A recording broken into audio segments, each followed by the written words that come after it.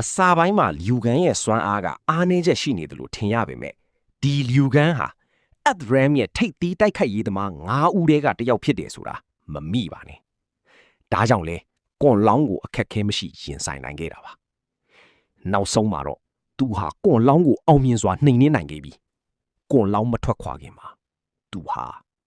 ဒုတိယမြောက်အတွဲကတော့ Jess နဲ့ချိတ်တိုးရဲ့တိုက်ပွဲဖြစ်ပါတယ်တယောက်ကိုတယောက်အယော်မပြီးပဲအကျိတ်အနေရှိလာတဲ့တိုက်ပွဲလို့ပြောလို့ရပါတယ် Jess ကအမျိုးသားဖြစ်တဲ့အတွက်တိုက်ခိုက်ရေးမှာအားသာချက်တွေအများကြီးရှိနေပေမဲ့ချိတ်ကလည်းအမျိုးသမီးဖြစ်ပေမဲ့တော်တော်လေးကိုထက်မြက်လာပါတယ်ဒါပေမဲ့နောက်ဆုံးမှာတော့မပိတ်သိမ်းခင်မှာတော့ဒုတိယအချီရဲ့အကြမ်းတမ်းဆုံးလို့ဆိုနိုင်တဲ့တတိယမြောက်အတွဲကိုကြည့်လိုက်ကြရအောင်အဲ့ဒါကတော့ပထမအပိုင်းကခေါင်းဆောင်မင်းသားကိုရောင်းနဲ့